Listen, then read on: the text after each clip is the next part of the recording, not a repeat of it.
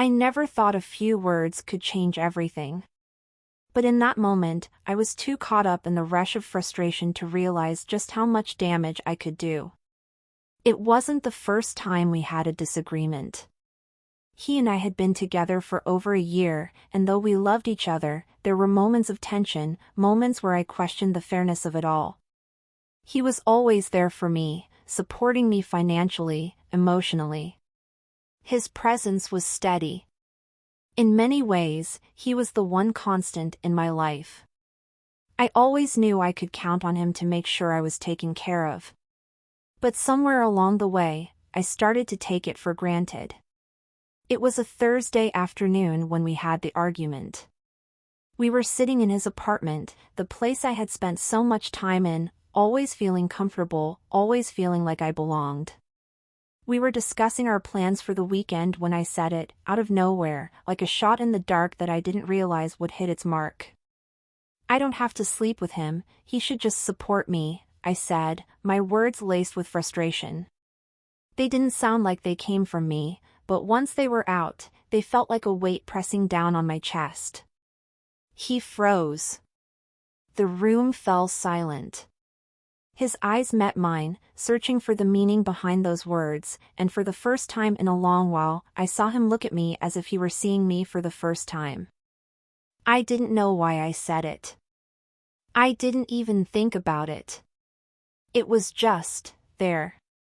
He stood up slowly, a hurt expression crossing his face. "What do you mean by that?" he asked, his voice trembling just enough for me to hear it. I hadn't realized how deeply those words would cut him, but in that moment, it was clear that I had gone too far. "I mean, I don't know. I just feel like you're expected to take care of everything, and I don't want to be that person anymore," I tried to explain, but the damage had already been done. He shook his head. "So, you think that's what I am to you? Just a financial support system?" I opened my mouth to respond, but no words came. I wanted to take it back, to apologize, but my pride held me back.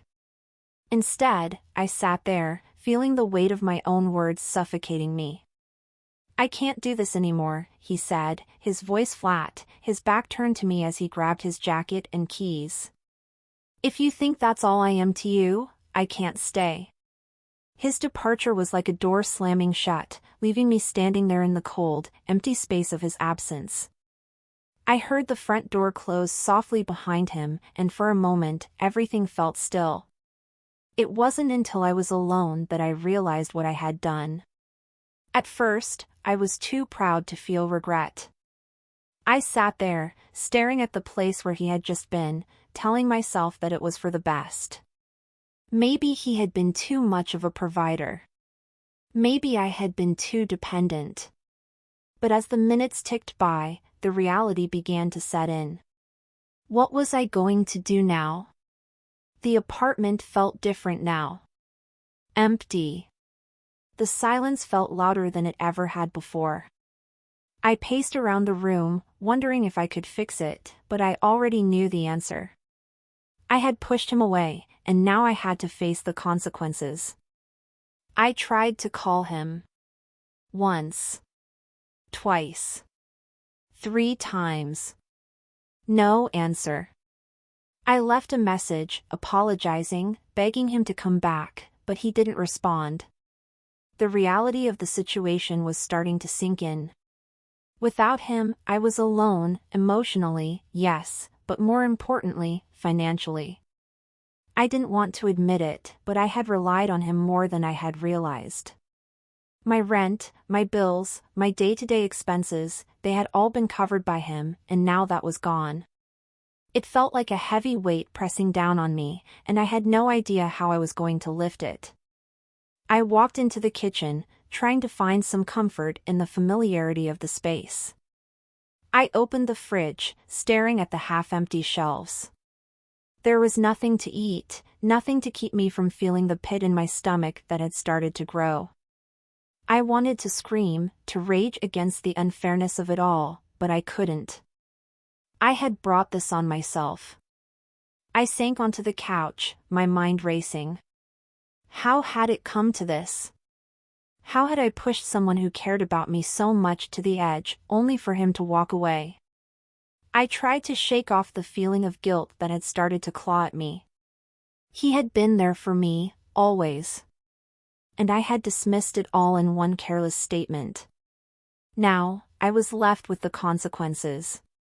No money to cover the expenses I had grown so accustomed to, no one to turn to for help. I had always told myself I didn't need anyone, especially not a man who provided for me. I had convinced myself that I was independent, that I didn't owe anyone anything. But now, with the weight of my choices pressing down on me, I realized just how wrong I had been. As the evening wore on, I sat there in silence, the echo of my words ringing in my ears. I didn't know what the future held, but one thing was certain, I had to figure it out on my own now. And that thought terrified me more than anything else. The days that followed felt like I was walking through a fog, each one blending into the next. I had tried to convince myself that I was fine, that everything would work out. But deep down, I knew I had made a huge mistake. It wasn't just about losing him, it was about the life I had grown accustomed to, the life I had been handed without fully realizing how fragile it was. I spent the next few days trying to act normal, but my mind kept drifting back to him. I couldn't get his face out of my head, the hurt in his eyes when he left, the way he had walked out of my life as if I had been nothing more than a burden to him. But I had pushed him away. I knew that. I had been selfish, expecting him to support me without ever giving anything in return. I tried calling him a few more times, hoping that maybe he would answer. Maybe he would forgive me. But each time, the voicemail picked up, and I was left staring at the screen, the sound of his absence louder than any words I could have said. The silence in the apartment was deafening. I started avoiding the places I knew we had spent time together, the spots where our laughter had filled the room. I didn't want to face the memories that lingered, the reminders of what I had thrown away. I tried to distract myself, burying myself in work and errands, but nothing seemed to quiet the storm brewing inside me. The bills began piling up, as I knew they would. I had always been able to rely on him to take care of things, to pick up the slack when I wasn't paying attention. But now, I was on my own. My rent was due in a few days, and there was no way I could afford it on my own. The reality hit harder than I had expected.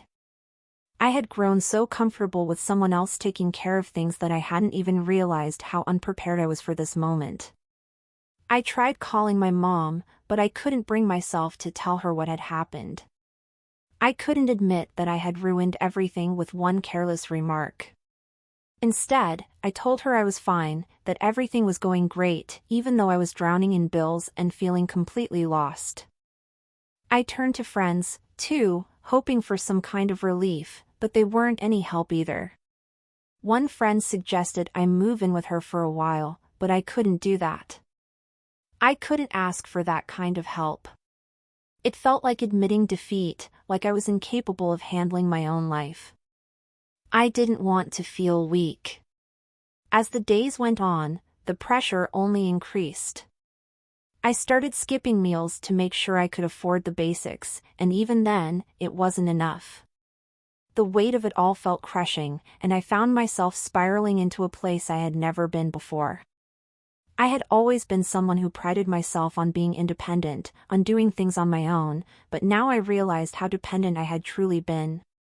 I went out to grab some coffee, trying to clear my head.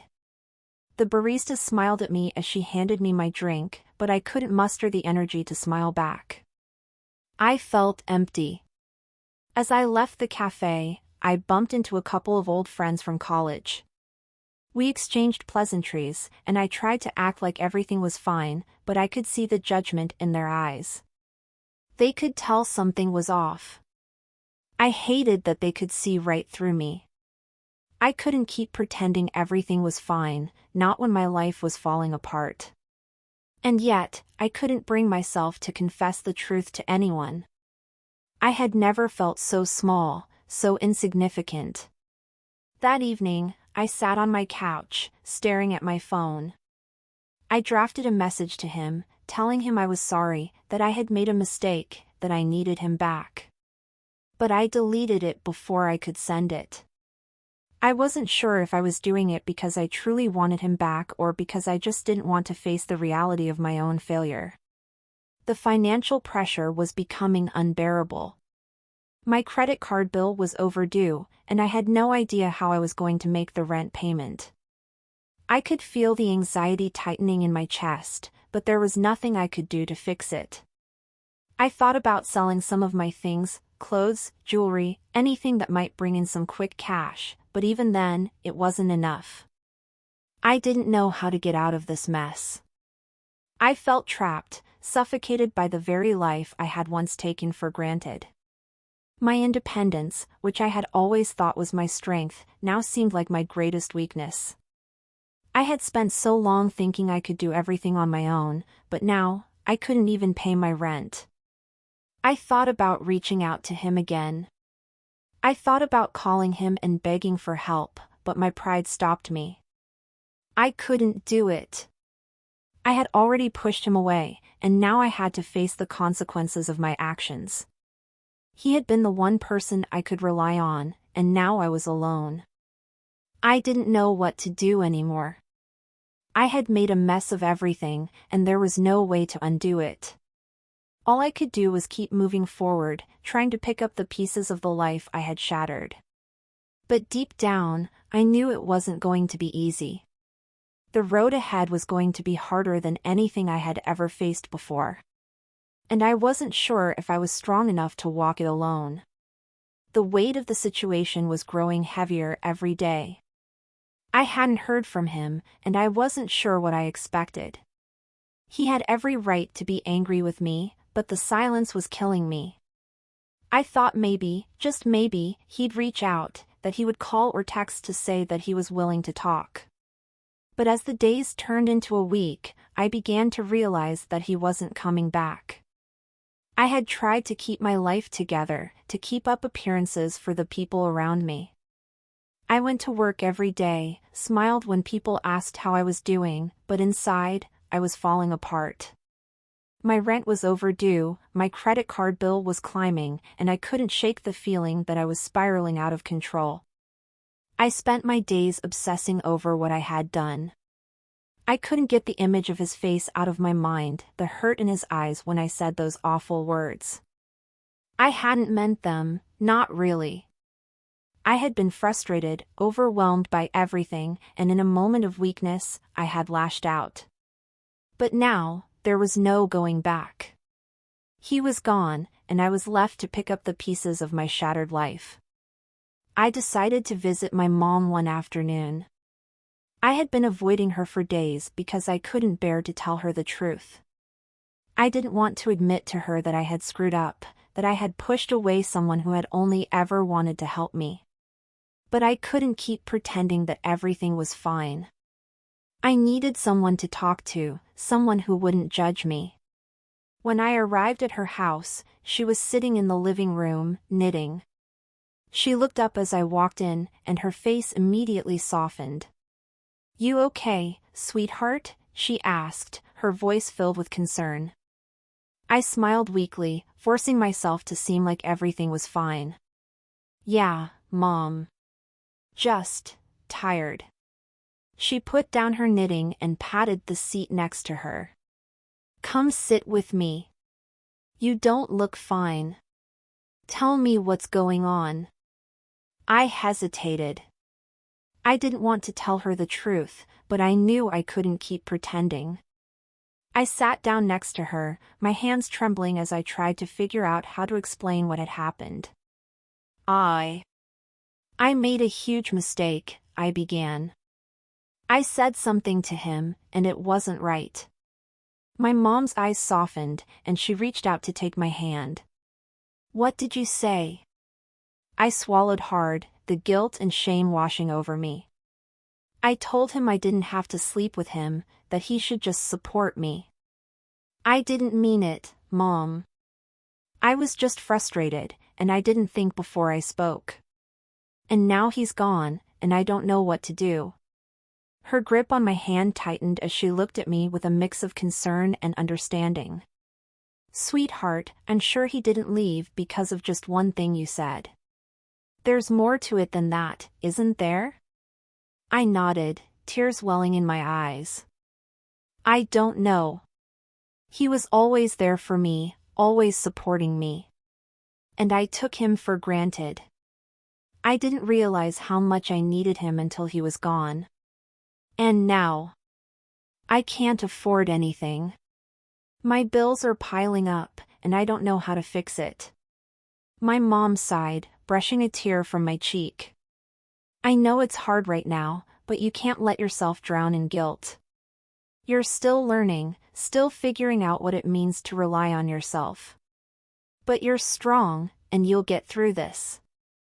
I didn't know if I believed her, but I nodded anyway. I wanted to believe that things would get better, that I could somehow fix the mess I had made. But every day felt like a battle, and I was losing. As I left my mom's house that evening, I felt a small sense of relief. At least I wasn't hiding everything anymore.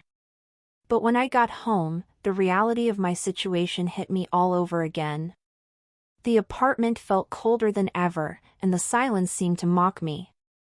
I decided to take a long walk, hoping the fresh air would clear my head. As I walked through the quiet streets, I found myself thinking about him again. I wondered where he was, what he was doing. Had he moved on? Was he dating someone else? The thought of him with someone else made my stomach twist with jealousy, even though I knew I had no right to feel that way. I passed a coffee shop, and for a moment, I thought about stopping in. But as I reached the door, I hesitated. I didn't want to be around people, didn't want to face anyone who might ask how I was doing. I turned away and kept walking, my mind racing with thoughts of the past few weeks. I was so caught up in my thoughts that I didn't see the man standing on the corner until I nearly bumped into him. He stepped back quickly, his eyes widening in surprise, and I immediately recognized him. It was a former coworker, someone I had worked with a few years ago. "Hey, long time no see," he said, a warm smile spreading across his face. "How've you been?" I froze, unsure of what to say. How could I answer that question without revealing everything that had happened? "I'm good," I said, forcing a smile. "Just, busy." He raised an eyebrow, clearly unconvinced. "Busy? You look like you've been through the ringer."